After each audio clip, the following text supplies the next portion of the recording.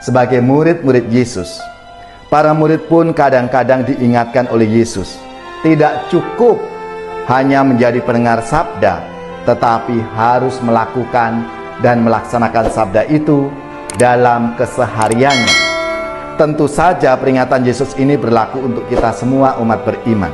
Saudari-saudaraku yang terkasih, berjumpa kembali bersama saya Inspirasiku di Antara. Renungan Harian Jumat 20 Maret, Pekan Prapaskah yang keempat. Semoga kita bersama keluarga, komunitas kita, selalu dalam keadaan sehat, baik, dan bersemangat.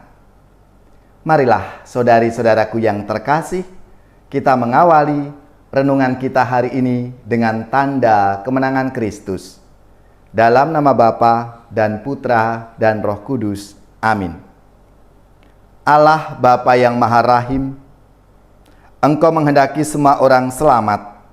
Bersihkanlah hati kami dengan sabda pengampunan-Mu, dan jadikanlah kami pribadi yang mencintai kebenaran dan kedamaian.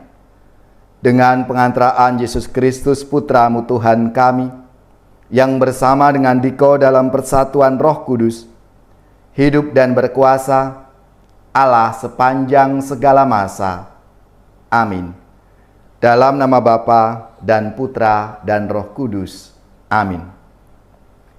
Inspirasi kita hari ini dari Injil Suci menurut Yohanes bab 7 ayat 1-2, dilanjutkan ayat 10, ayat 25-30. Marilah kita bersama-sama membaca dan merenungkannya. Yesus berjalan keliling Galilea. Ia tidak mau tetap tinggal di Yudea, karena di sana orang-orang Yahudi berusaha membunuhnya. Ketika itu sudah dekat hari raya orang Yahudi, yaitu hari raya Pondok Daun. Sesudah saudara-saudara Yesus berangkat ke pesta itu, ia pun pergi juga ke sana, tidak terang-terangan tetapi diam-diam.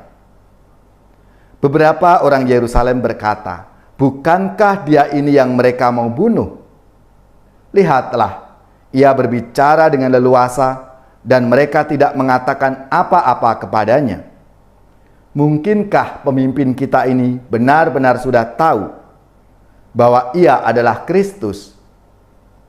Tetapi tentang orang ini kita tahu dari mana asalnya. Padahal bila Kristus datang, tidak ada seorang pun yang tahu dari mana asalnya." Waktu Yesus mengajar di bait Allah, ia berseru, "Memang aku kamu kenal, dan kamu tahu dari mana asalku. Namun, aku datang bukan atas kehendakku sendiri, tetapi diutus oleh Dia yang benar, yang tidak kamu kenal. Aku kenal Dia, sebab aku datang dari Dia, dan Dialah yang mengutus aku." Mereka berusaha menangkap Yesus, tetapi tidak ada seorang pun yang menyentuh Dia, sebab saatnya belum tiba. Demikianlah sabda Tuhan. Terpujilah Kristus.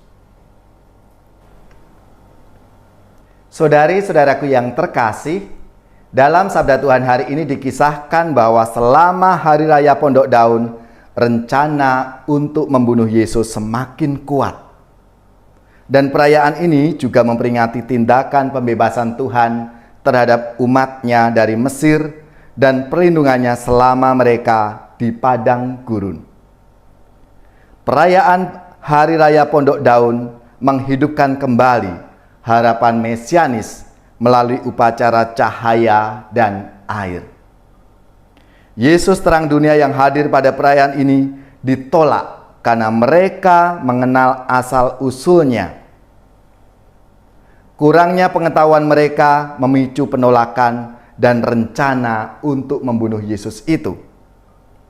Ia sadar akan segala rencana terhadap dirinya, namun Tuhan Yesus tidak menyerah. Ia terus maju, ia terus berkarya berbuat baik dalam kehidupan dan karya pelayanannya.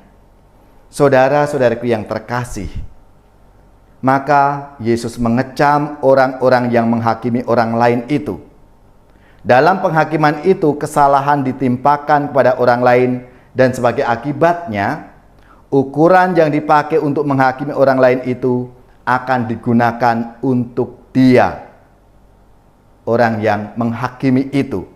Oleh karena itu, Allah menghendaki agar orang mendengarkan sabdanya dan melakukan dengan sungguh-sungguh. Dan orang seperti itulah yang dikatakan sebagai orang yang kuat, yang punya landasan dan dasar iman yang tidak mudah digoyahkan.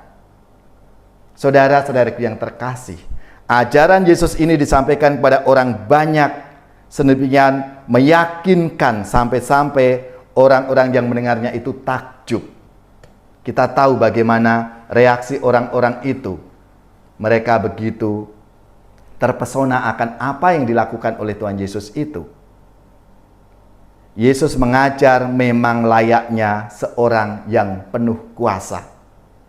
Sebagai murid-murid Yesus, para murid pun kadang-kadang diingatkan oleh Yesus, tidak cukup hanya menjadi pendengar sabda, tetapi harus melakukan dan melaksanakan sabda itu dalam kesehariannya. Tentu saja peringatan Yesus ini berlaku untuk kita semua umat beriman. Menjadi pendengar biasanya memang tidak terlalu sulit. Bahkan bisa memasukkan ke dalam hati dan bahkan menghafalnya. Namun untuk melaksanakannya, untuk melakukannya, menerjemahkan ke dalam tindakan dan perbuatan sehari-hari, ini yang tidak mudah. Banyak tantangan-tantangannya dan membutuhkan pengorbanan serta perjuangan. Saudara-saudariku yang terkasih, maka marilah kita melalui sabda Tuhan hari ini kita diingatkan untuk semakin yakin dan percaya kepada Tuhan Yesus. Dia adalah utusan Bapa yang membimbing, yang ingin bersatu dengan kita dengan seluruh perjuangan hidup kita. Yesus ingin berbela rasa, peduli terhadap kita umatnya yang berjuang di dunia ini. Maka marilah kita percaya kepadanya, mendengarkan sabdanya, dan melaksanakan sabda itu dalam kehidupan kita setiap hari.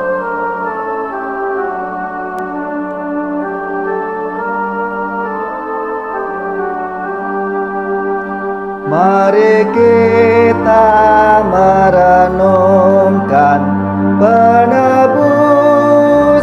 umat Tuhan, meresapkan dalam hati cinta kasih ilahi.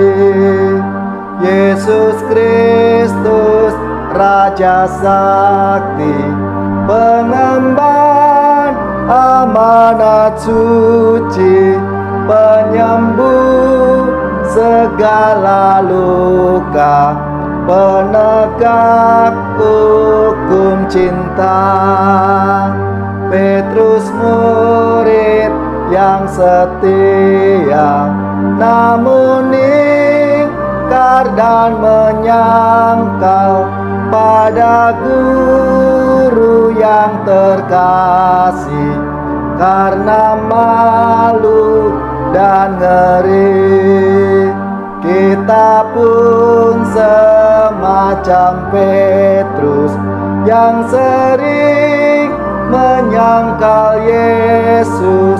Ampunilah kami Tuhan, dan teguhkanlah iman.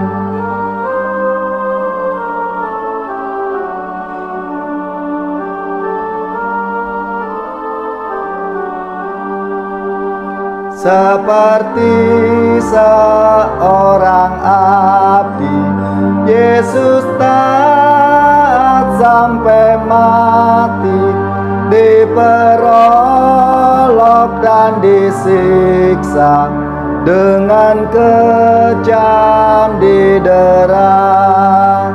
Lihat raja yang sengsara dari duri mahkotanya, darahnya ibarat intan, dan salibnya tahtanya.